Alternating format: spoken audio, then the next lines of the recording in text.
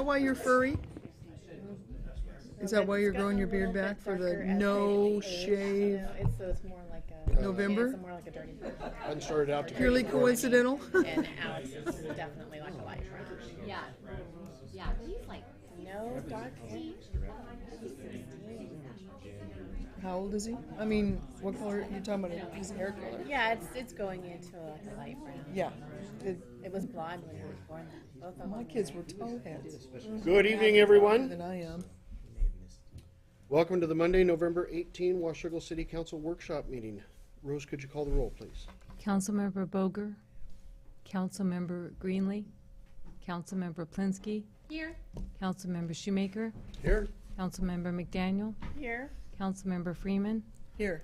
Councilmember Lindsay, and Councilmember Boger. Here. Thank you. We're at that first point in the agenda for any members of the public that would like to address council. I'm seeing shakes of the heads, no. Okay, moving on to presentations. We've got a couple of them this evening. First one, Clark County Parks and Recreation, the foundation. Jerry, how are you? I'm good. How are you all? Very well. Nice to see you. Thanks for having us here this evening. Before I get started, I want to be sure to introduce, we have three board members. Well, Henry's still, in my heart, is still on the board, even though he's trying not to be on it. Joan Badisher is a citizen of Washougal, and she been on our board for, off and on for about 7 years. and her husband Daryl was actually a founding member of the Parks Foundation. So between one or the other, we've had a Badisher on the board, I think, forever. And then Henry Gerhard and Renee Wilson. Renee is actually our vice president of the Parks Foundation board.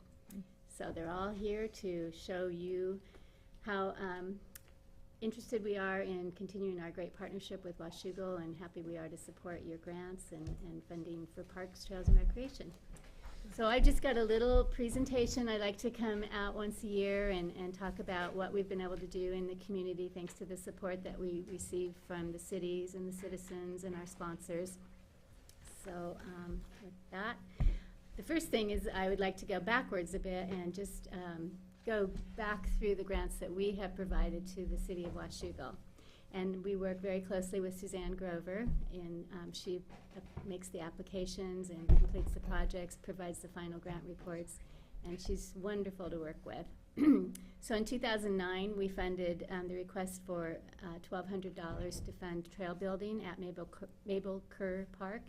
And with that, we had a volunteer day. It was actually an Earth Day celebration, and we had volunteers out there, and it was a really fun day. I'm not sure if anyone here in the audience was at that, but it was a great trail building day. And then in 2010, the application was for playground equipment for Beaver Park, and as you can see there, those are some of the pieces that were funded through the grant of $4,271. What are those little critters in the sand? Those are archaeological type playground Treasures. pieces. Treasures. Okay, where's Beaver Park? Just to the west side of Silver Star Search and Rescue down here to the west of the police Okay, department. then I've been there, and those guys are almost completely buried now. It looks like originally they were up above. That's the idea. That's the idea. Do you Okay. see how that's Kids when they can were being placed? discover 'em. Oh, okay, I thought they were intentionally raised up, and now they've been buried. Yeah, sure, that sounds like fun. Dinosaur digs. Exactly. That's a raptor dig, I think is what it was called. Yep, now it's coming back to me, yeah. Thank you. And then in 2011, again, there seems to be a real common theme out here in Washougal, which we really appreciate, is the trail building aspect that you are always so active and engaged in. And my pictures were right when I came here, okay? I just want you to know. There's a little bit of a glitch with the system. So Suzanne sponsored a Mabel Kerr Island Park cleanup and trail building day, and the Parks Foundation. Why does this keep happening to me? Sorry. Where is Kerr Island? Can somebody help me with that? The other way. It's Whatever between was the loaded creek last and the comes golf up. course, so the only way to get to it is you build a bridge Yeah, across I was the creek. listening to last week's. Thank you. And that grant was actually sponsored by Columbia Resource Company, which is a subsidiary of Waste Connections. And that's one of the successes that we've had is seeing a grant come through that maybe there's a partner organization close in that community that would be of a like mind to sponsor the grant. And so in 2011, Columbia Resource Company stepped forward and funded that grant. And another example is in Ridgefield, they needed a new water fountain for one of their city parks. And being as Corwin Beverage is in Ridgefield, then we went to Corwin and said, would you want to sponsor this water fountain? And of course, they were very happy to do so. Then in 2012, we sponsored Cedar View Trail construction project, and I know that there were a number of you out there. We have a great video. I wish I would have brought that of that day out there, and some great quotes that we got from Suzanne and Councilmember Greenlee. So, and then 2013 was a banner year for Washougal. This is actually the largest grant we have ever awarded, and you can't see the amount because the little boy's covering it up. But it was $24,813, I believe, is the total grant for Heartwood Park Playground. And 480. is that 23480? Thank you. So it shows up on yours? Kind of. Okay. It's closer. I just actually received some information from Suzanne last week that the equipment has come in, the chicken steppers, and they are scheduling that construction to begin this week. So we're really excited to see that, get some pictures. Unfortunately, it's not the best weather right now, but I think that next spring we'll see some happy children out there. This little boy, his grandmother sent an email, and this is the sign that's out there at the park right now saying, coming soon, new playground. And he goes and visits it every day, and so his grandmother emailed saying that he wants to know when is that new park going to be in. So then moving out beyond Washougal, this year, just in 2013, $227,763 has gone through the Parks Foundation out into the cities and urban Clark County area. So that is our grants. That is special funds that families or businesses might donate to support a special project. And so I'm just going to kind of give you an idea of what those are. One of the largest things or continual programs that we fund are summer playground programs. These provide healthy recreation, safe places for kids to go in the summertime.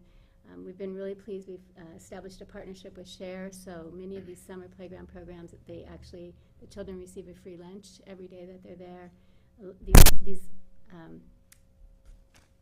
summer playground programs are actually in neighborhoods where the poverty level is very high, so there's a good chance that the children might not be getting lunch that day if that playground program wasn't in place. We have those in Vancouver, Orchards, Battleground has summer playground programs. There's not a lunch component in the Battleground ones. It travels around to the different parks. But Battlegrounds has been so successful that they've actually been able to partner with Ridgefield and bring it out to Ridgefield now too. So it's something that we're very interested in making sure all of the cities and all of the children have access to that. So just want to put that in your heads there, how important that is. Our scholarship program is a countywide scholarship program, and just in the last 4 years, you can see $153,420 has come through the Parks Foundation to support the scholarship program. Those scholarships are available for all children in Clark County to participate in programs and activities that are offered at Marshall and Furstenberg Community Center. If you had a community center and recreation programs, we'd be happy to start up a scholarship program as well. But right now, that seems to be kind of where the recreation activities are. But another huge focus for us, because we think it's really important that all children have the opportunity to participate in healthy recreation activities. And the last thing you want to do is turn children away, say, no, I'm sorry, but you can't have swim lessons, but you can't afford them. So the scholarship program is very, very important to us. So you're saying you have to have a community center in order to qualify? You need, well, these, right now, the Everybody Plays Scholarship Program is scholarships for recreation programs at Vancouver, through Vancouver Clark Parks and Recreation. Now, if Washougal had a recreation program and activities and you wanted to establish a scholarship fund, we would be happy to set something like that up. I just want to be sure that it never comes across as, well, we only do this for, VCPRD. We're happy to open up special projects, funds like that for anything that the cities deem is important and that there's that funding stream for. And also a way of checking it, with the department, with Vancouver Clark Parks and Rec, they have the system in place to take the applications, to do the screening and all of that. We don't do that. We go out and we raise the money for it. Sherry, a Washougal child that applied for a Yes. scholarship could get a scholarship through because But he'd have to there's go to- center, there's- there'd be Right. center programs, so. Unfortunately, Well, it's a just- bit of a drive, yes. Yeah, a child that's poor isn't gonna Right. probably have a way to get there. I'm sure we have summer programs that we could present to you Yep. and see if we could qualify for those things. Parks Board lady. Uh-huh. You're right, make a note there, yeah. So that is the idea, is that we're happy to help raise funds and, direct them to the appropriate areas for whatever you see as your funding needs in your community that have to do with parks, trails, and recreation. This year, we funded the Discovery Guide reprinting, which is a guide of all the parks and trails in Clark County. We ran out. It was so popular that they're going to do a reprint of that, and Vancouver Clark Parks and Rec asked if we would fund that. Hey, we have a new trail to add to that soon, don't we? And Camas, this year, received an ADA accessible merry-go-round. I believe that is going in this week as well. I just talked with Dennis Ryan a couple days ago. Except it's going to be red and black. They had it painted papermaker colors, so I was really excited about that. Where's that? In Crown Point Park, right Right. downtown.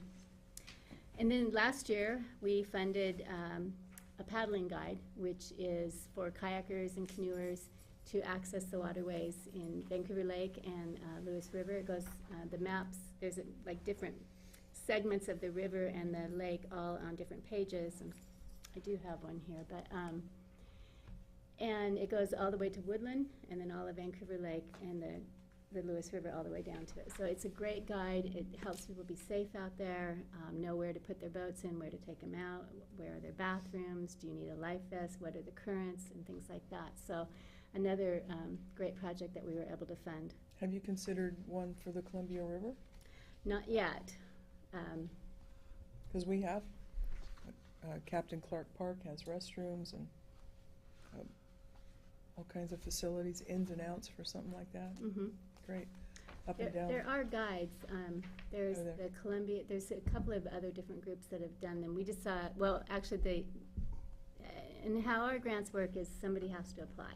Mhm. So, the application came in that there was a need for this, and then our grant review committee sits down, reviews the applications, and then makes the decisions. So if an application came from Camas or Washougal or Clark County saying this is a need. In 2012, I think last year when I was here, I mentioned this too. This before your grant had been the largest grant ever given out. In 2012, Yakult got a new skate park. I had the opportunity to go up there with my grandsons this summer and watch them skate on it, so it was pretty fun. That's nice. It's very well used and very popular out there. Last year, we also put a new playground in Camas's Forest Home Park, right as you come into Camas there. I think you can see it right from the road. I always look at it when I go by. So talking about partnerships, and I do know how to spell partnerships, is another one of those crazy things. It's a glitch in the system. Yes. Yeah. Here in Washougal, we partner with your Kinetic Art group to hold the funds that are raised and donated for the Steamboat Landing Kinetic Art Project. That's a fund we're very happy to participate with, and my picture went over it too. But so that's an example. Suzanne came to us with the Parks Board's approval and said, we'd like to raise money for this, we'd like to open a special fund. So all the money goes into the Parks Foundation, we provide the receipts, and that way people get the tax break for the donation, pay the bills as they come through, and just help out with those kinds of projects. It's on our website. When there's special events or activities surrounding the project, then we're happy to promote those on our website, Facebook, things like that. So that's how we can help with those kind of projects and programs that, you know, just need a little boost. Some of the other partnerships that we actually have 43 special project funds held through the Parks Foundation, so it's kind of become a big part of what we do. On the Old Evergreen Highway Trail in Vancouver, they're working to have a pedestrian walkway on the Evergreen Highway Trail. Whipple Creek Restoration Project. This year we received a $3,000 grant for soccer scholarships. And again, those are for any child in Clark County that would like to participate in soccer. They can apply for those. The Bauman family has donated $46,000 to fund a free Saturday family swim session at Marshall Community Center. That's been going on for 3 years. Every Saturday it's open for 2 hours and it's free to families to come in and swim. And they also fund scholarships, swim lesson scholarships. The Bauman family is very committed to ensuring that children in Clark County know how to swim. Because as we talked about, we have the river, we have the lake and all of that. Everywhere, water everywhere. We sell memorial bricks in Esther Short Park, and through the sale of those bricks, we've provided almost $11,000 in funding for flowers and plantings in Esther Short Park. And every year we have a planting day, so if anybody would like to come down, we actually have it scheduled for May 17th this year. The Hilton comes out and brings lunch out for all the volunteers once we're done planting. It's a great day. It's just a great partnership with the city and the Parks Foundation and keeping that beautiful gem of a park beautiful. And I don't know why my font is so small, but we have a special fund for senior programs at Marshall Zlupke Center. And also we've received money from the Nautilus company to fund, to refurbish and keep the fitness centers at Marshall and Furstenberg Community Center up to date and in good repair. Question about seniors. We're talking about pickleball. Mhm. Anything going in the pickleball arena? At Marshall, or Just in I don't know. Clark County? Are you familiar with it? No. I need your business card. We have a whole community here in Washougal that's looking for finances to build a pickleball, 3 different courts here in Washougal. Oh, wow. And I wonder if your Parks Foundation might be interested in helping with that. We're always interested in helping if you apply for a grant. Mhm. So what we do is we accept grant applications once a year, and they're actually due January 31st. And they generally come through Suzanne, because she's our contact. It has to come through the city. So, you know, private citizens can't just apply to us and say, we'd like to build this new park in Washougal. It has to be a city sanctioned and approved. So that's how the grants are screened. They come through the city. So it has to be, the city basically makes a determination of what is our priority to apply for from the Parks Foundation, and then also keeping in mind how much money the Parks Foundation generally has. You know, you're not going to ask us for $200,000 because we're probably not going to have that much to give you. So it's been a very respectful process. I've seen as our grant fund has grown, the amount that the cities have asked for has grown. The first year we had $8,900 to give out to all of the cities total. So people were asking, as you saw, for 1,000 or 1,200. And then this year, 24,000, is that what it was? 23,480. Thank you. So that's how that works. Everything, as long as it has to do with parks, trails, and recreation, is open. It comes through the city. If it's a project that a group of citizens is interested in doing fundraising and would like us to be the 501c3 and hold the funds like we do for the Kinetic Art, again, it still has to come through the city. The city has to say, yes, this is a project we approve of and we would like you to partner with these citizens. So that's how we can help, either one of those ways. Great. We have a teen late night program at Marshall and Furstenberg Community Centers. We have been able to raise $41,000 to keep that program running. Just last week, received a grant from the Furstenberg Family Foundation to keep it going through June. So, you know, it's kind of hard because it feels like we're just always, just barely, these programs might just end in a couple months, and then, you know, at the last minute, maybe that grant will come in or someone will step forward and help with the donation. So we're very excited to see that. Another example of a partnership is the Sensory Camp, which is a camp for children with autism. It's the only camp of its kind in Clark County. It was cut last year, and the moms got together and said, we have to have this camp. So they were told if they could raise money, the camp would keep going, and they did it. They raised $25,000 the first year, and then in 2013, they've raised $22,365 to keep that camp going. All comes into the Parks Foundation, and then we pay the bills, and the department runs the program. We also have we have one program of our own. We run a Nature Explore Club program, which is a program designed to help children stay connected or become connected with nature. Parents, teachers, Girl Scout, Cub Scout leaders, grandparents can all sign on to lead a Nature Explore Club. We provide the backpacks. We send out emails every week saying here's some things that are going on. You know, get your club out, go participate. Backpacks have magnifying glasses, compasses, binoculars, journals, field guides, all the kinds of things to help, you know, give the parents those tools or the club leaders those tools to get out there and get those kids engaged with nature. It's going on its third year, and this year we have 3 other groups that are interested in partnering with us and spreading the program out. Camp Wairika is one, Vancouver Summer Adventure, and the National Forest Foundation have all stepped forward and said they'd like to be a part of this and partner with us to really get it even bigger in Clark County. And so this is for you to, it says in your local park, so it's for kids in Washougal to explore Someone does Washougal have a Park? club in Washougal. There is a parent that has a Nature Explore Club. It's open to anyone in Clark County. It's free. You sign up.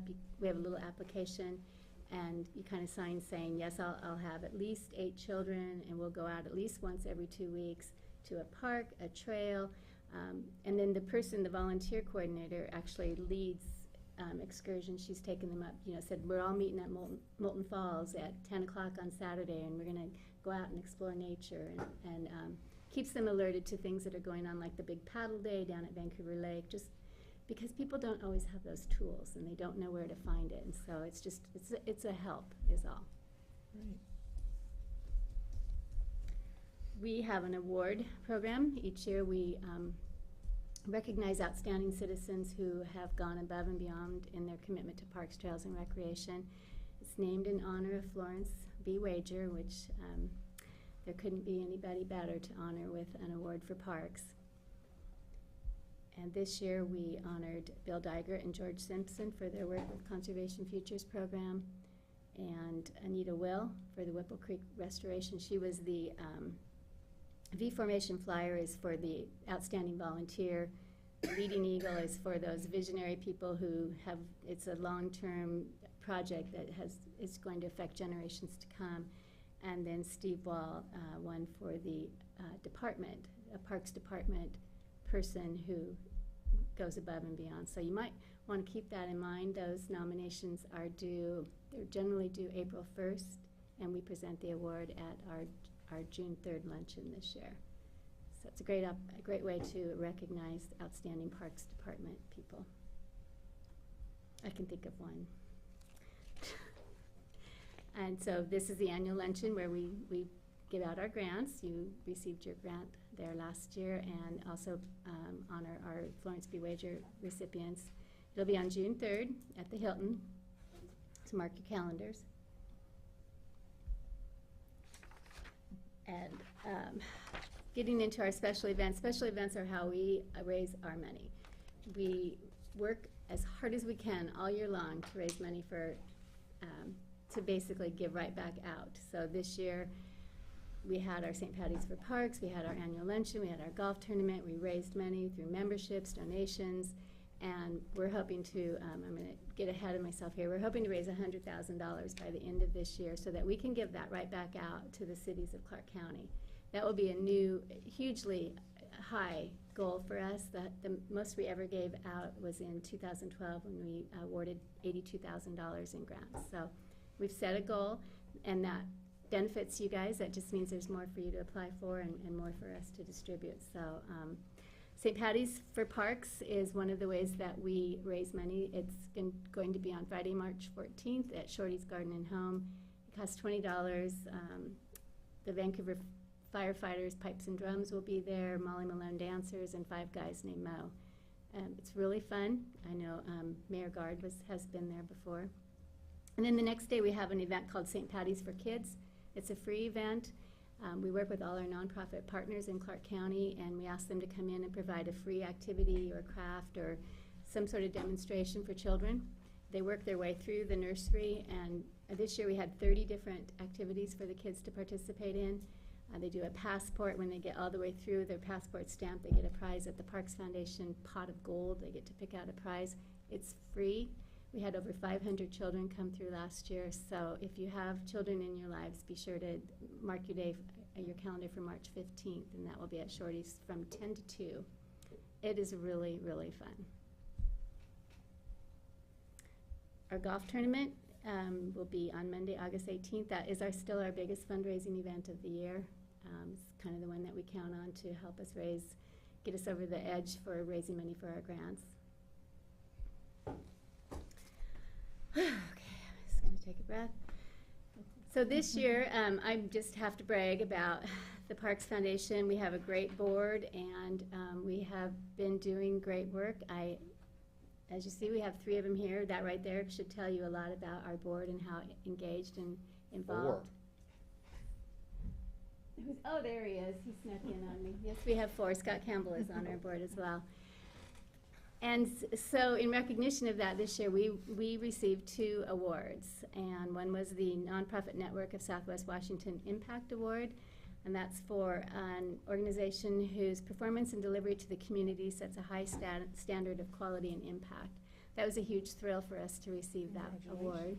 Yeah. And then a month later, the Intertwine, are you all familiar with the Intertwine? They honored us with the Force of Nature Outstanding Organization Award. So to receive an award from an organization on the other side of the river was quite a coup for us. And I want to say we have an outstanding board. They're here at our presentation. They want to know how we can help all of the cities, and they're engaged and active, and that's what these awards really reflect, is the growth of the organization thanks to the board. So it's great to tell you all that we did fund, but you can see here what we were not able to fund in 2013. Battleground needed a Parks Volunteer Recognition program. Camas asked for about $55,000 in playground equipment. It was all ADA accessible equipment that they needed to upgrade their parks. Ridgefield asked for an alignment analysis for their trail. And Vancouver Clark Parks and Recreation asked for improvements to the Biddle Nature Preserve. And then Yakult was hoping they could finish that skate park, but those all went unfunded this year. And that was really hard for us, because the first few years that we gave out grants, we said yes to everybody. There wasn't a single grant that went unfunded. So to see that there was over $100,000 this year that wasn't funded, for one thing, it shows that the cities are taking us seriously and really asking for some money. But it also shows that there is a huge need, that there are needs that aren't being met, and that we have to step it up as an organization and work even harder to raise more money so that we can meet those needs as best as possible. So we gave out $71,529, but we left over $100,000 on the table. So that's where our goal to raise $100,000 this year came from. So that's where we are right about now. We do have our big end-of-year push for donations coming up, and that we've already received commitments from Riverview Community Bank and Tidewater Barge Lines to match up to the first $11,000 in donations. So you'll be getting that information in the mail probably December 4th. I've got it all targeted. So any help that you can give in helping us hit our goal, as you've seen, it benefits your city, but it benefits our entire community. Parks don't have boundaries. We don't drive over to Camas and say, oh, that's Camas Park, can't play in that. You know, we all share parks, we all use all the parks, all the trails. Recreation knows no boundaries. It's important that all of our kids have access to healthy recreation, seniors, everyone. So we'll be 15 years old next year. We've set a goal of $100,000 to kind of celebrate that anniversary. 15 years is kind of a big deal. It's hard to believe we've been here that long. So Sherry, right now you're roughly 75,000? Yep. And then you've got 11,000 in matching if you can get it all matched, which will give you another 22? Right. Okay. So we're looking pretty good as long as that end of year So we should push. get a match. Yes. So each exactly. company's not matching 11,000 No, total, okay. no, together. There's Oh, I was hoping for 11,000. 33 there. I like how you think. Yeah, exponential. So you can help us by, we are a membership organization. That's I would say about a quarter to a third of our income comes through membership donations, attending our events and supporting them, contributing, volunteering, and being an advocate for the Parks Foundation. Share with people that you talk to what we've done, what we've been able to accomplish, and how we've helped make an impact in the community. Great. So do you all have anything you'd like to add out here, my wonderful board members? Yeah? I've been on the trails, William Clark Park and the Mabel Kerr and Cedar View Trail, all of them, and I brought friends out to go on them. And actually, yeah, we go up and down the gorge and go lots of different places, but those trails are just as much fun, you know, as some of the others. And it's Sure. nice to see it in the urban area, you know. Mhm. And so, I mean, when my husband and I moved to Washougal, there were about 4,000 people, you know, and which was in Seen some changes. 1977, yeah. So it's big, and I like to see money from the Parks Foundation come out our way too. Yes, it's good. Well, thank you for representing Washougal out there on that west end of activities. And actually, because we are the Parks Foundation of Clark County, our board is representative of, we don't have a board member from Yakult yet. We're still working on that one, but that's really important to us, that we have board members from each of the cities to represent those cities. You guys have any questions? Did you get all that? You know who to talk to now? We are very plugged in with the Yeah. foundation, Yeah. and they're Sure. very supportive, and we have a great relationship, and we're very grateful. And I'm sure we'll have something in for the next cycle. Yeah, I started the email, and it's been sitting, you know how you do a draft, to get those applications out to you. So they'll be coming out by the end of the week, sent out for 2014 funding. Okay.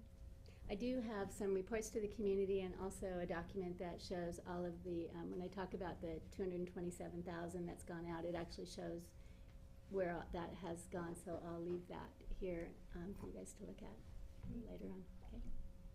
Sherry, thank you very much. Thank you for everything that you're all doing. Yes, thank you.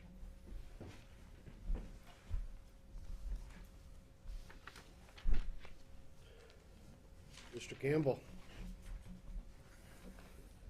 Moving to our second presentation, Waste Connection Annual Update.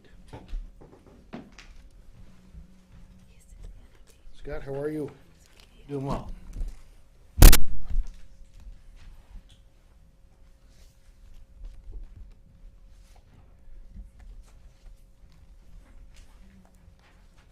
I have hard copies if you'd like them, so. That helps.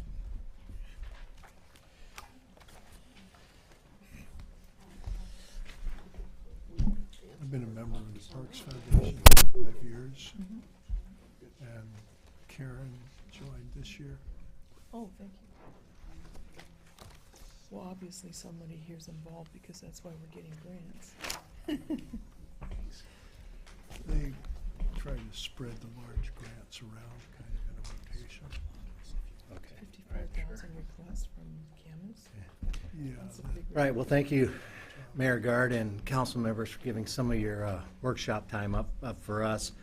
You know, I really view solid waste and recycling as nothing more than a utility. And so this is just my way of presenting to you, the bosses, how, as a department head, how well we did last year.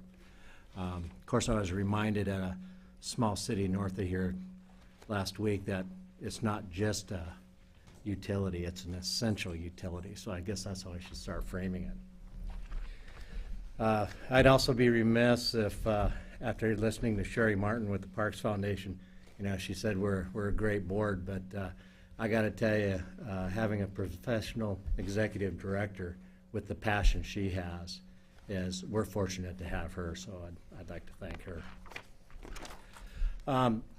Turning over to page 5.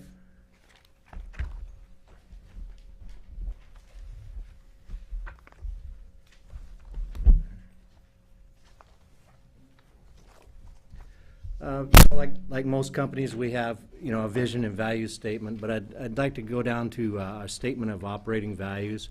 You know, we have 5 points there, and you'll notice the first one is safety. Protection from accident or injury is paramount in all we do, and we live that. That's just not a department. That's a culture within our company. We have over 100 trucks on any given day out in your community, and we want to make sure we're safe and keeping others safe as well.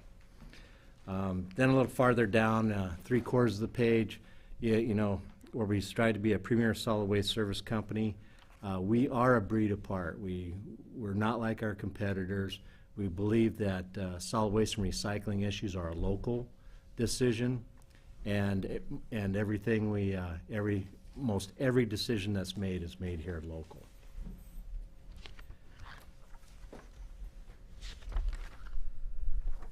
Over to page 7. I'm going to go through this fairly fast. I know I'm taking some of your workshop time, but there are some things that are worthy to note. We have a waste reduction team consisting of 6 full-time individuals, and this department works in the following areas: commercial, residential, construction and demolition. They're in your schools and then at the different community events. In the next few pages, we'll talk about what they do. First of all, on page 8, outreach. We've contacted 141 businesses in our community. These are businesses that wanted to do a better job of recycling. So we went in there to help them. We actually performed 16 different waste audits last year. Again, trying to help them achieve the results they're after. You know, we're very fortunate to live in the Northwest. You know, people want to recycle, and they want to recycle the right way. We did a recycling pilot in the city of Vancouver. In commercial-wise, we're up over 800, and then food waste education, total participants a little over 80.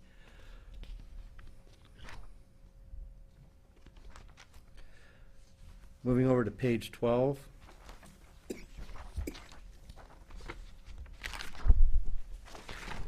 Residential waste reduction.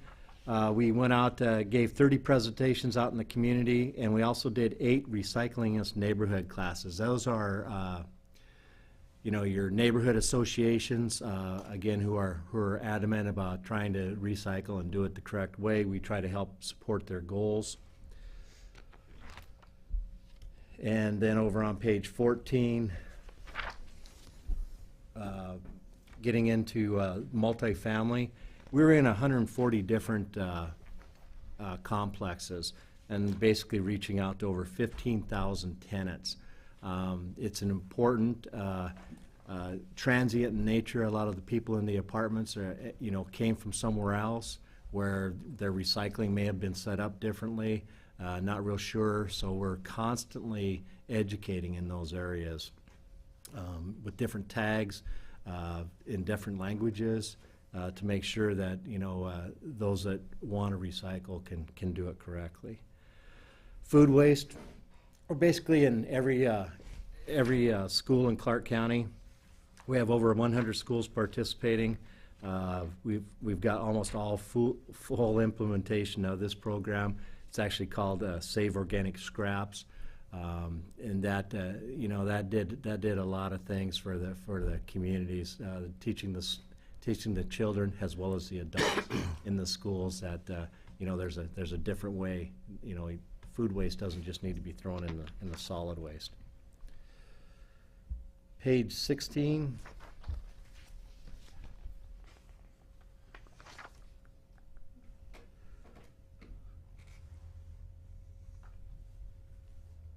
We've got, again, we did 102 presentations in our community schools, and that reached out to over 3,300 students and adults. Then on page 17, our West Vancouver location, that's where all the recycling goes, the residential curbside, as well as the commercial recycling. And if you haven't done a tour, if you'd like to take a tour, I'd gladly take you down there. A lot of people want to know, hey, what happens to my recycling? Well, we can show you. Most of our recycling trucks pick up over 800 to 900 stops a day, meaning they're stopping at 800 or 900 homes, and it all gets dumped in a big pile. And we've got conveyors and screens and trommels that do many different things, and they actually do it very well, sorting it out. But we also have individuals who do the final quality sort to make sure that that material is clean for our end users. And then we did 34 tours at that location last year. Going over to page 20. Community involvement, I could probably give a full report just on this topic alone. We're proud to live in this community. We're proud to serve this community, and we support well over 100 local charities. We've given over $200,000 last year, and this doesn't include in-kind services where you have nonprofits who are putting on some kind of function. They want solid waste or recycling services, whether it's the individual bins or they need a larger bin, depending on the service level. And that I'm not even sure I have my arms around that one. The numbers are staggering. We try to support them in any way we can. Over to page 21. We have a Southwest Washington Community Mission Statement. We put together a team to come up with that, a local team. And I often speak of the importance of community. I firmly believe that it's the very fabric of our social well-being. So we're very much a part of your community, and we try to provide the services that work for you, and then also be in your community serving nonprofits. Waste Connections is community responsive and engaged. Going over to page 23. Customer service, this is where I think we get some interesting numbers. We have 24 customer service representatives. We call them CSRs, 4 part-time employees. When you call us, it doesn't go to a call center somewhere else. It goes right here locally, and you get a real person that answers that call. So we're proud of that. Average monthly calls that come into our facility here reaches almost 18,000, and that translates to every CSR per month doing well over 1,000 calls. So they're assisting with any questions or concerns, to setting up new service. Just really a lot of information and education given over the phone. We also have a third-party secret shopper program, real similar to what you've heard about before. They're really good at what they do. They'll call our customer service reps with a unique or different situation they're in, and really make the customer service reps work pretty hard for what they're doing. When we first started the program, we were actually in the 60% of a percentile of a good call, responding well. We're now well over 90%. I have Chris Nottenkemper in the background with me. He's a new manager to this area, and he's been tasked with following me around to make sure that I don't get in any trouble, make sure I'm telling everything true. So, actually, that's not true. Chris took a promotion from one of our sister companies and came up here to live in the Great Northwest. We're happy to have him. Going over to page 25. Maintenance, I bring this up only to show that, you know, we've got a lot of trucks out on the road, and our drivers do daily write-ups, and we get an average of about 26 of those a day. And this does two things, you know, it lets us make sure our equipment is fully functional and we're meeting legal requirements. But really, most importantly, it gets back to our number one operating value, which is safety. Operations, again, well over 115 drivers, average daily stops anywhere from 350 to 950. Those are brought to you about by efficiencies in the workplace, but really a lot of automation. The days of the rear loaders with two guys on the back, you know, picking up 60, 100-pound garbage cans, we're trying to avoid that. So we have about 100 routes. We were pleased to bring on, about 2 months ago, we were pleased to bring on 5 new CNG trucks. These are not hybrids. They're fully operational on compressed natural gas, and we put those right into our yard debris routes. We felt that was just a good fit. Added services, we have mobile shredding, which basically we can provide a full meal deal to all our recycling customers with all the different frauds and that going on. More and more customers, business and residential, are wanting to do shredding. Yes. I just have to say that your drivers are so friendly. It's not very often I'm late with my trash to the curb, but there have been situations, you know, the Christmas tree, or there's the boxes. When I was new to the Northwest a number of years ago, they coached me through a few things, and so this is probably my first opportunity to say that to anyone that it would matter to, but they are exceptional. Well, I thank you for guys those. in my neighborhood are, at least. I don't know about your neighborhood, but. Okay. Well, I thank you for the kind words, and we'll certainly get that back to the drivers, because they're out there doing a very professional job, and they know that they should hit X amount of stops, but if they're able to assist a customer in any way, that's what they want to do. Page 28, you've heard me, kind of reoccurring theme. I'll get back to safety here. Safety training is required for every employee. Some of the things we've done to improve our safety is we shifted from a management-heavy safety committee and put it in the hands of the experts, the drivers, the maintenance individuals, customer service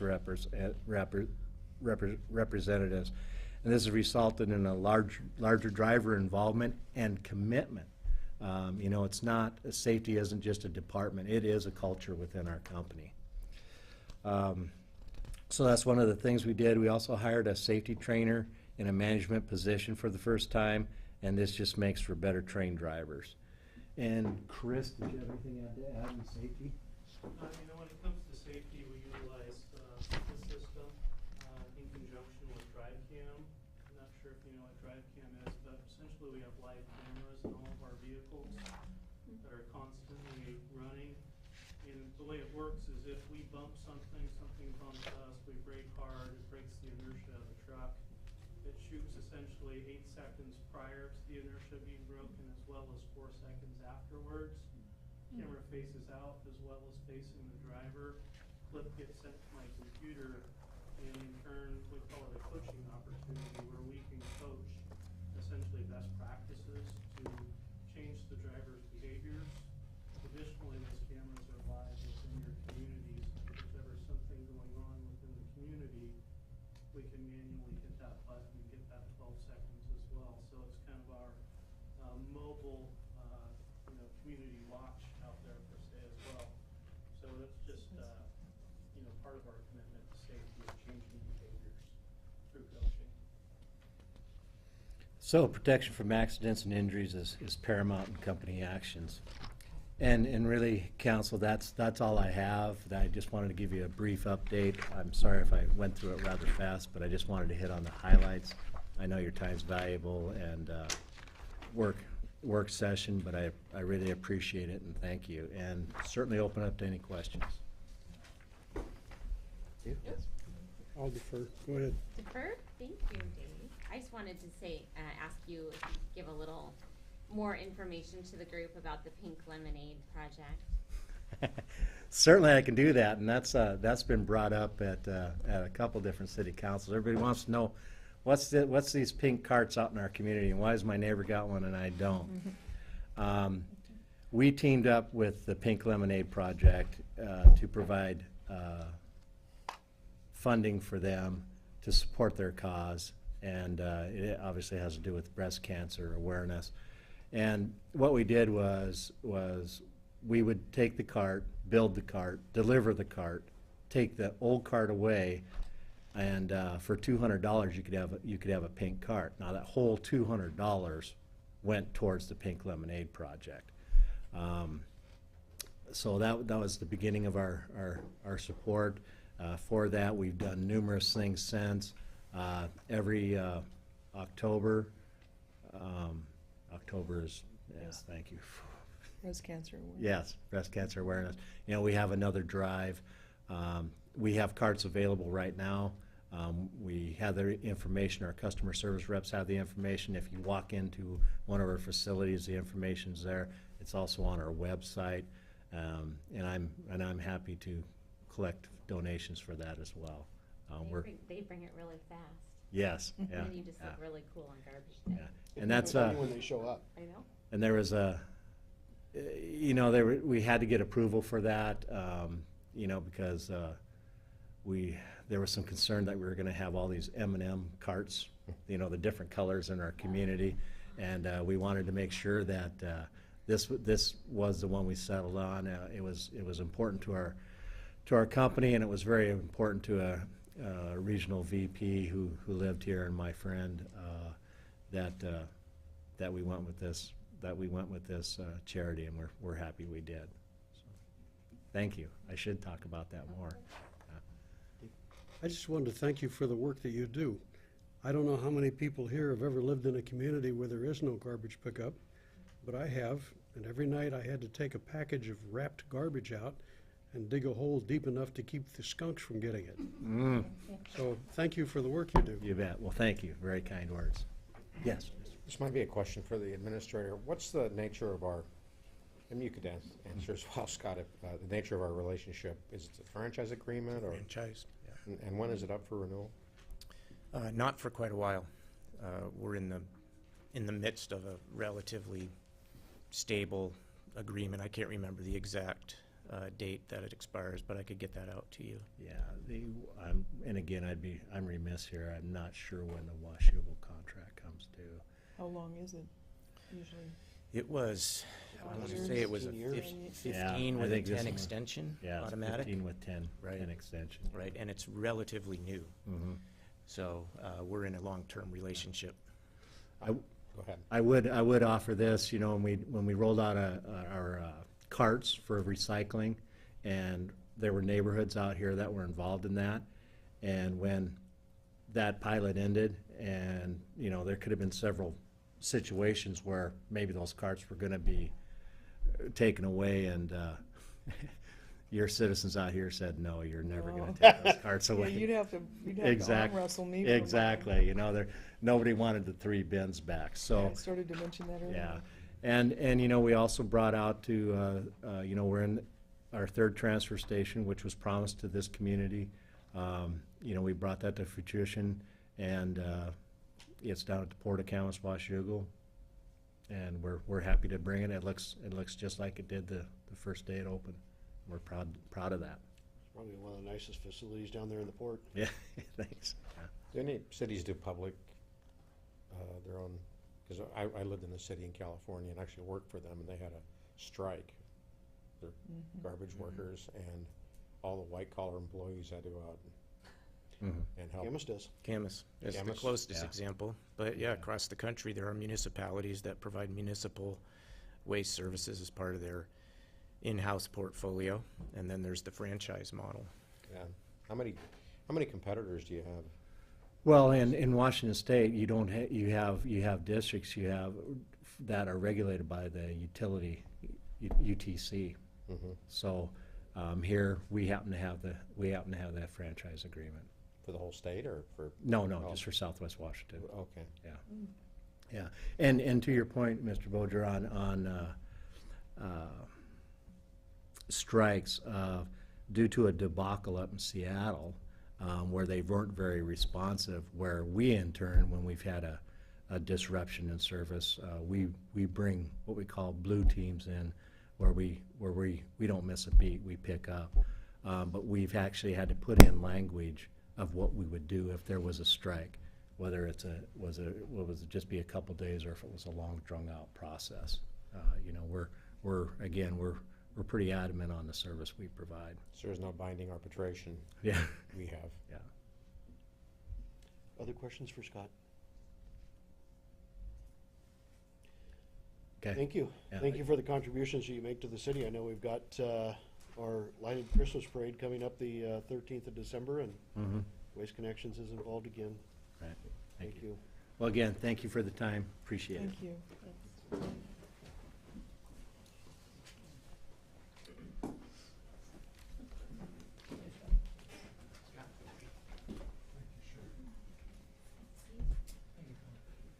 Mitch, we're gonna go from parks to waste to recreational marijuana. Any correlation there at all? Covering the gamut tonight.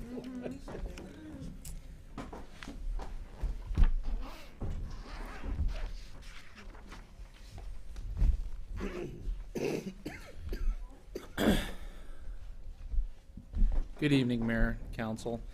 I wanted to talk a little bit about I-502 and possible action by council, and with things heating up, if you will, with the opening of permits for recreational marijuana. I thought it'd be important that we talk about paths forward. I've had a brief conversation with the Planning Commission, who I'll say now, they really were pretty much of the same mindset, I believe that council was, that didn't really want to spend a lot of time writing regs that the state was going to do different things on and whatnot. We did have some conversation related to higher security, and although the proposed regulations, I think, do a pretty good job of security when it comes to the initiative, or in the uses regulated under the initiative. But some of those other things that I think that we need to look at, I'll get into, but I'm going to start from the beginning again, so it may seem a little redundant to some of you, but I'm going to talk a little bit about federal and state law. Some of the location criteria, I showed those maps before, but I'll give you another look at those. Talk about what other jurisdictions are doing, and then talk about a recommended future action. So we all know this one. Marijuana is classified as a Schedule I drug. Possession, growing, distributing, and knowingly facilitating the above is a violation of federal law. And regardless of what state statutes that you have in place. Every presentation I've done to you all on 502 or on marijuana has had that, started with that somewhat preamble, if you will. Interestingly enough, I talked briefly the last time we talked about marijuana. The Department of Justice memo, more recent memo came out, but there was probably the longest caveat paragraph within a memo I've seen, but I pulled out one sentence of it, and that this memorandum does not alter in any way the department's authority to enforce federal law, including federal laws relating to marijuana, regardless of state law. So there's a lot there was really 8 points of that memo that the Department of Justice said states, Colorado, Washington, if you adhere to these 8 and don't run afoul of those, that we'll kind of take a hands-off approach. Although, again, the caveats are pretty lengthy. State law, Initiative 502, was passed in 2012. It regulates individuals 21 or older legally authorized to possess and use marijuana-related paraphernalia in any combination of the following. So you got an ounce of usable, 16 ounces of infused product in solid form, and 72 ounces of marijuana-infused product in liquid form. And that if you are have any amounts greater than those, you're in violation, and if you're under the age of 21, then you're in violation. And again, all of that is still in violation of federal law.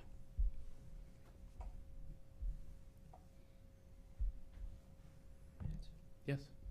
Did I see in the Post Record, when the Camus article ran just last week, that it said older than 21? You have to be 21 or older. It didn't say 20.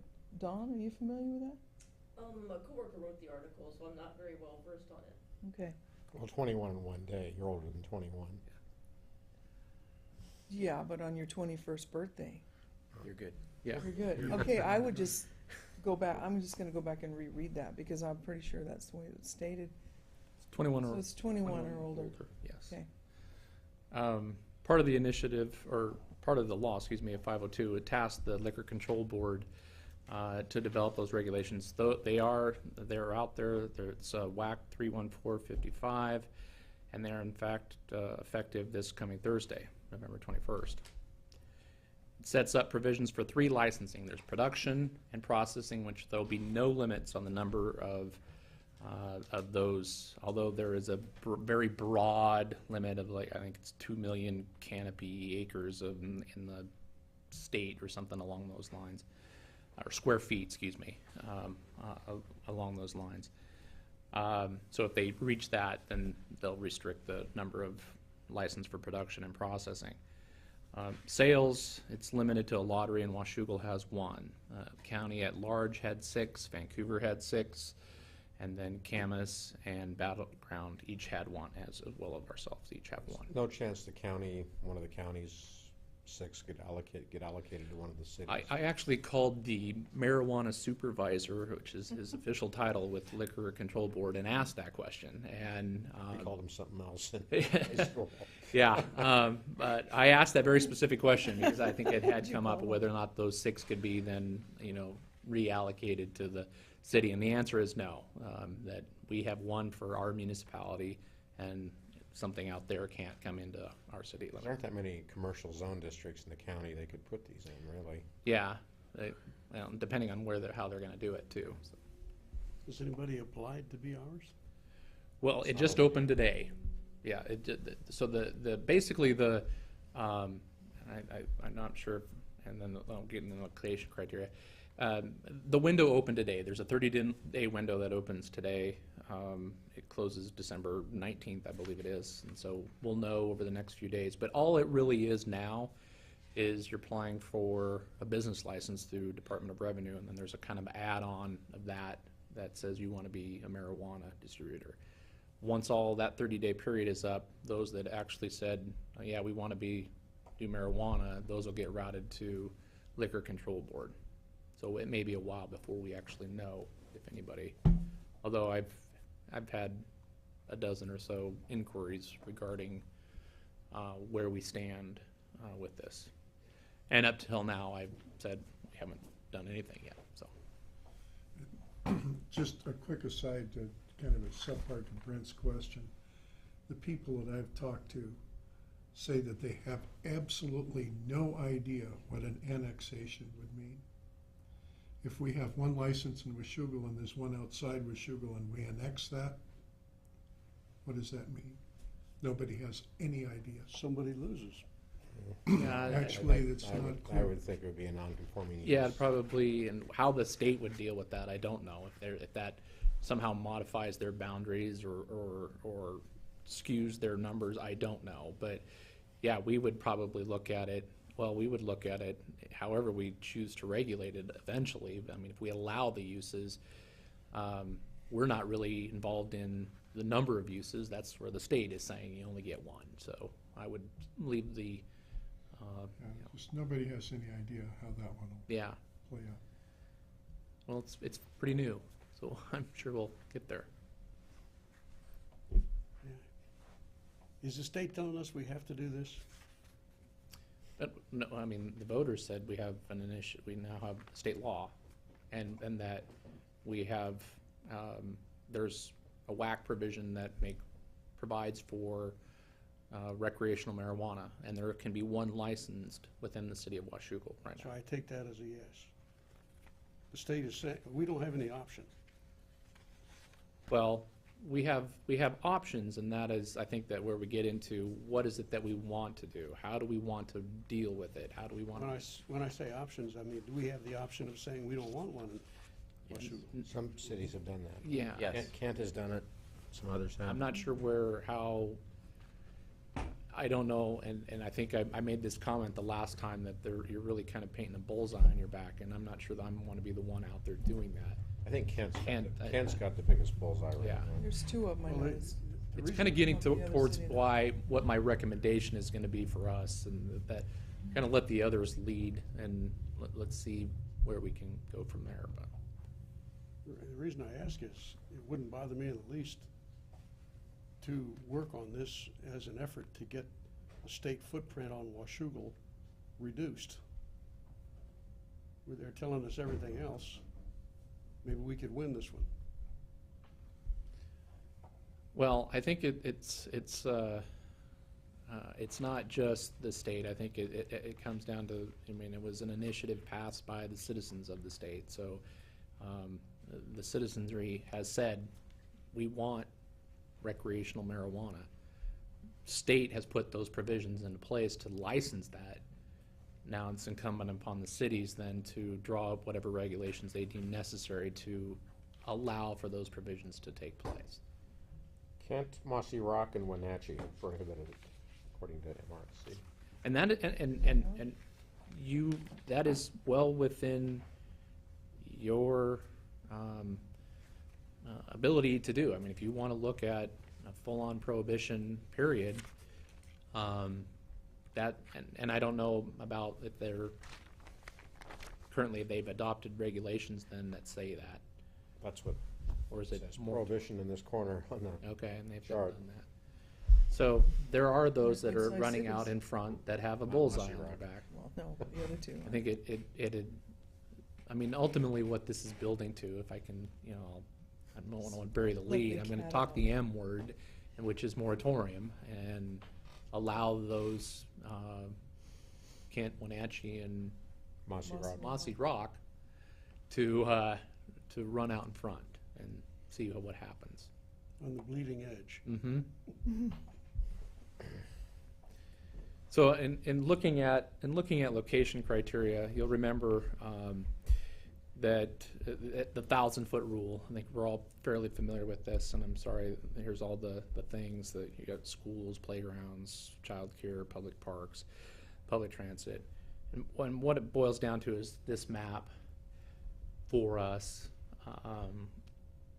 These are the areas that I know for a fact, based on a 1,000-foot rule, that you could not locate within these areas. You recall we had the other map that I had put up there.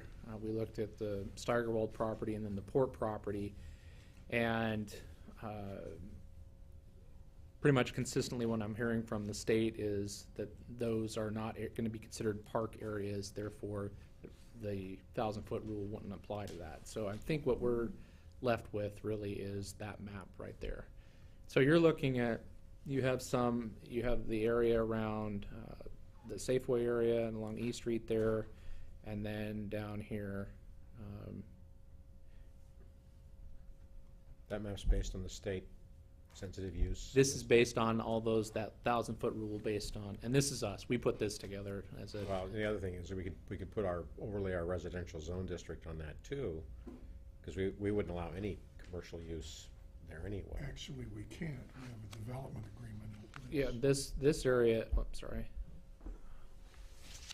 This area is the Hamilton site. Right. And across the street. So, and remember that if we didn't do anything, and I talked to you guys about this initially when we were first talking about marijuana, was that if we didn't do anything, then we would look at production and processing as an industrial use, and so you'd have to be in an industrial zone. So you're not going to see any of these areas around in here. Really, the only spot for producers is down in this area, under the with the industrial district. If it's the retail one that we have that could locate within a commercial district if we didn't do anything, because it's retail. That's how we would look at it, as retail, and subject to our standards, subject to our design standards, all those things. But that's where, from a use standpoint, where those uses would end up. And Mitch, you're positive that Marina Park does not fall under? It does not meet the definition of park that has been established by, it's not a municipal-owned park. And I would guess that the port is not because the port is a municipal corporation. Yeah, and They said city in the definition. yeah, city is what they've said. City and county. Yeah, How about playground? If they put up some playground equipment there, does that make it into a? still has to be city owned. Ownership. Yeah, it goes back to the ownership. It's a flaw in the statute. They would. I asked the question, yeah, very specifically, that's where they've landed. Okay. Your area around Washougal Crossing, though, is going to fall outside of that. Washougal Crossing, or the Starbucks? Mhm. No, that's in it. I mean, it is outside. So the fact that the city of Camas has a park right there Yeah. adjacent to it? That's this yellow. That's Scoot Park's all through here, and it comes around through here. Takes out this portion, where the Burger King and the municipal court building is all right there. The Washougal Crossing is right in here. More than 1,000. It's just Yeah, far enough. greater away. than 1,000 feet away. The park. Mm-hmm. We need to build some more parks. Yeah, it's time to Park Foundation still here? get some trails going. So, kind of next steps, I'll talk a little bit about what's happening elsewhere to, again, give you a full picture, and then recommendation and a course of action. Vancouver currently under moratorium for retail use until June 30th, 2014, so just that retail portion. They do allow for production and processing within their industrial district. Clark County, fully under moratorium for all Initiative 502 related uses until February of 2014, till at least February 14. Camas, you're familiar, moratorium on Initiative 502, all of them until April 14th. Battleground, there's no moratorium. Again, they're looking at production and processing within their industrial district, and retail allowed in the commercial district. And I think I'd be remiss if I didn't mention North Bonneville.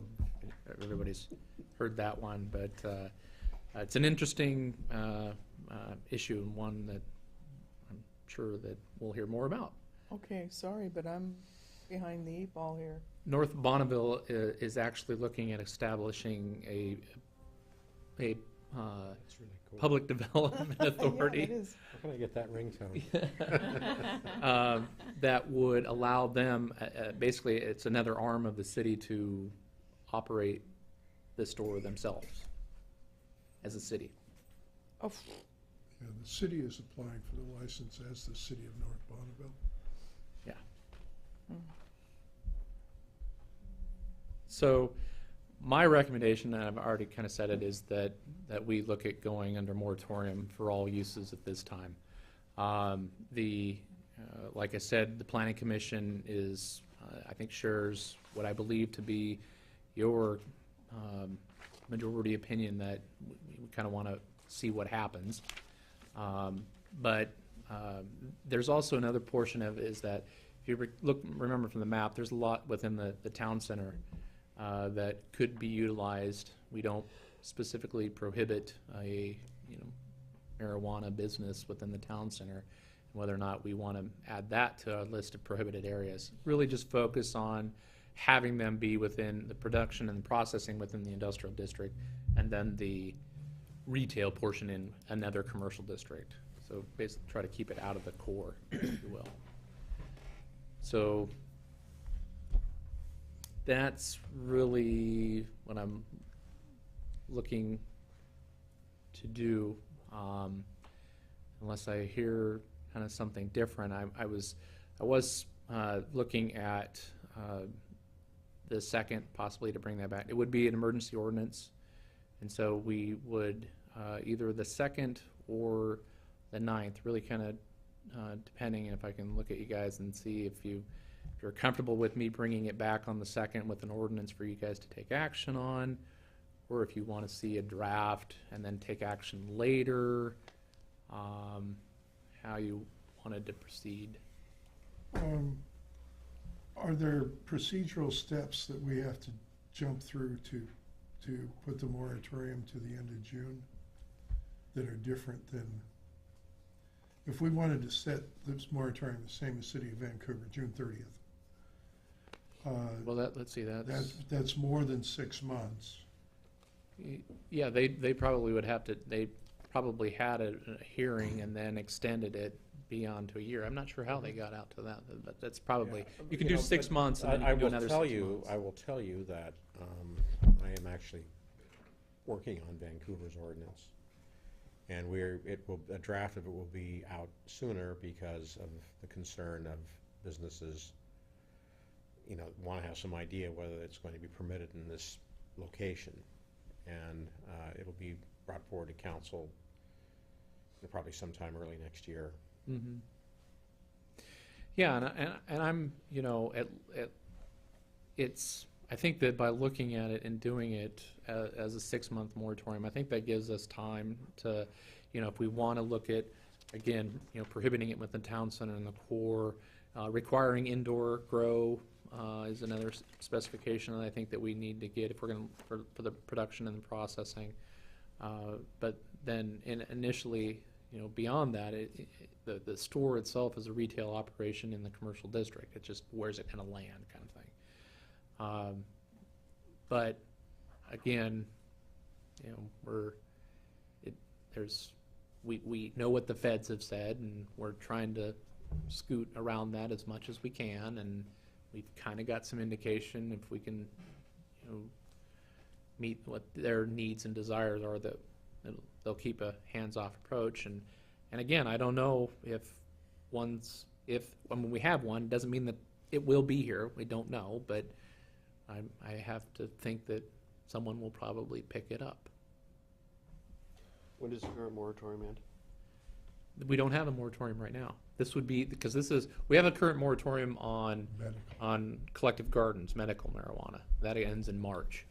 Okay. We have, this one is the recreational. We do not have one. So my recommendation to you, council, is to go into moratorium for Initiative 502 and for at least 6 months. We will, looking at the calendar, we would have to have a hearing within 60 days of that moratorium, and that would be the last one in January, the 23rd or 7th, I think. I thought your 7 rule, that was, I think it's the 23rd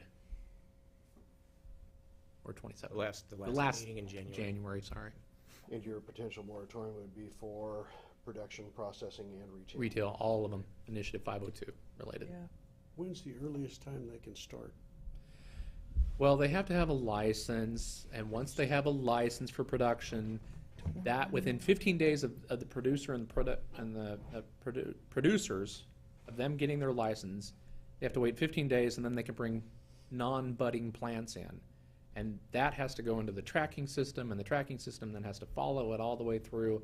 And so the retail portion is probably months out, but the production portion could be, spring. So there's some urgency to get the moratorium in place. Yeah, what I really want to avoid is that there's some license issued by the state, and that creates some sort of vesting right for that applicant within the city.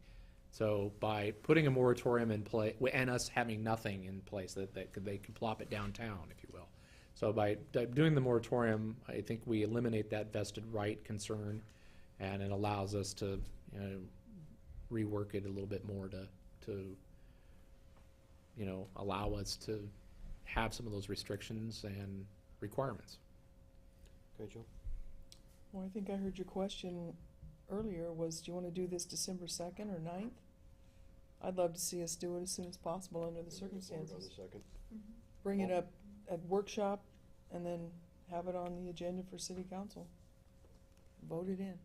So that won't get us to the full 6 months. We can redo it. Yeah, We'll well, do it. and who knows, that we may not, we'll have to see how it. Paul? Next time we see the map with the yellow on it, it would be nice to have another color for, in the industrial area, for privately owned as opposed to port-owned property. Okay, I can do that. I'd be happy to do that and send that out. I think that in looking at it, if Scott was still here, you know, the transfer station's sitting right there. Scott says that they're not gonna. Oh, he's still here? They're not gonna be. Okay. They'll be processing, but not this stuff. But all this out here, this is all, currently, this is all port owned. All this out here, and then this You portion. have high-grade mulch out there, Scott? It doesn't fit with our safety value. Sorry, I thought you snuck out. Yeah, I was thinking more about that white patch where 32nd, yeah, that Yeah, right in this is there. private. This is actually, I think zoning would help too, because you get into, this is where our wastewater treatment is. It's institutional. I believe all this is institutional as well, and it's, that, you're not building on that. That's wet. So, yeah, that would be helpful, would Okay. be to see what private property is outside the yellow. And on the private property, they can grow. So is that your point? Well, If they Again, on You're public saying it's property. not Yeah, the opportunity. port Hmm? could, the Sorry? port, The port can lease some property. The port could too. they could, it doesn't, having talked to the commissioners, I was gonna doesn't say, seem what are- likely, but. okay. We'll be back on the 2nd with a moratorium. Building department updates. Yeah, I just wanted to, let me speed through this now. Really, if you recall back in July when I came forward, I wanted to update these numbers for you real quick, show you where we're at. From the commercial side of building permits, again, we've gotten the 1, and so really, you'll see the numbers kind of going up, percentage of change not shifting a lot. But I think the important part is seeing those numbers continue to rise. Again, on the tenant improvement side from the commercial aspect as well. Residential is a totally different story. Obviously, we only did 49 some permits in total. We didn't really, we're up to 88 now. And actually, that 49's not right on the July. I apologize for that, because that's all we did last year. So it was a total of 49. So we're up to 88 permits now this year. And again, everything pretty much just ratcheting up, and everything is going to be on the plus side from this point on.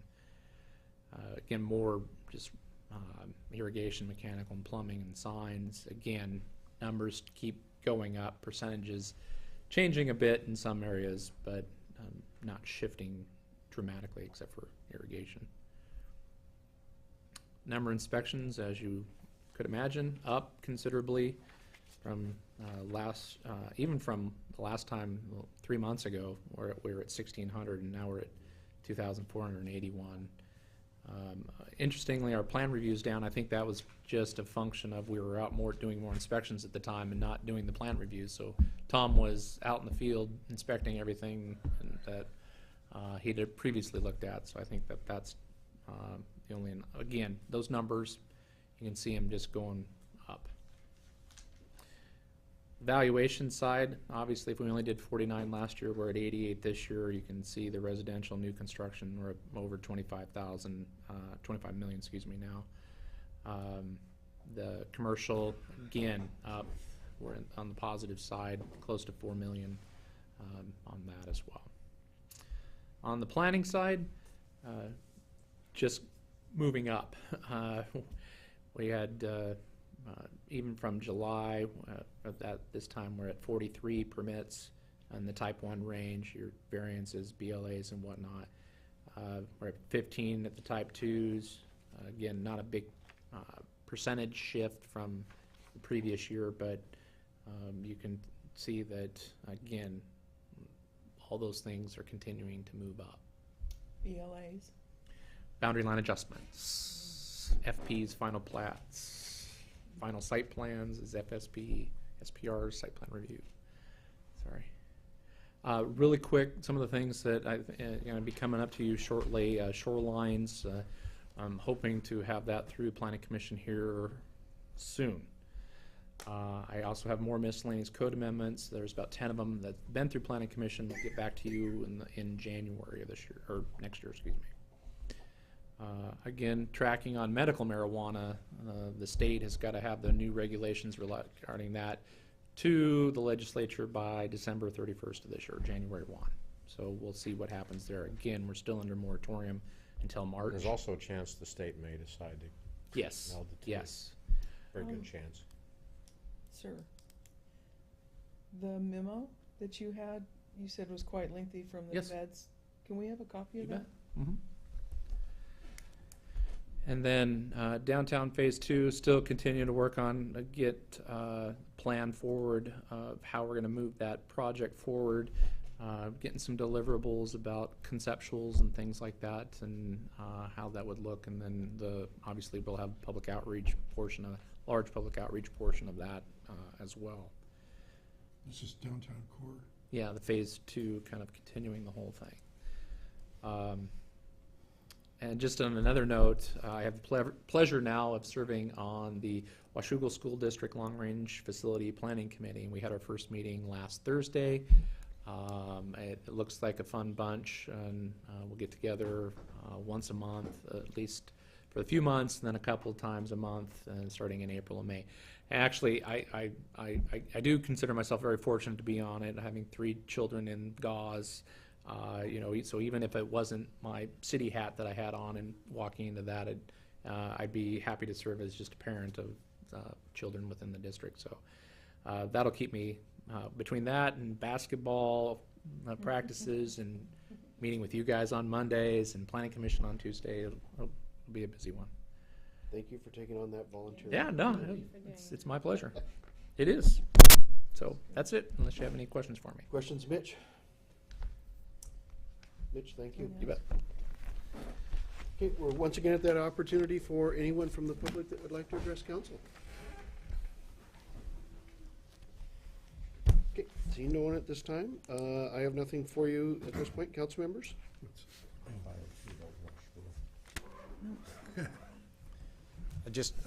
Council wanted to pass something out and just give brief comments. The Public Works Committee got this the other day, but in the interest of sharing this information, is just so that you have an idea of different infrastructure financing opportunities that we're pursuing. It's just informational. We are keeping the Public Works Committee updated, and things have gotten more complicated, but we're on it and doing the best we can to try to get infrastructure dollars to the community. So this is some of the information we shared with the Public Works Committee. More reading. Any items from council? Okay, hearing none, we are adjourned at this point, and we'll be back here at 7 o'clock for a regular council meeting.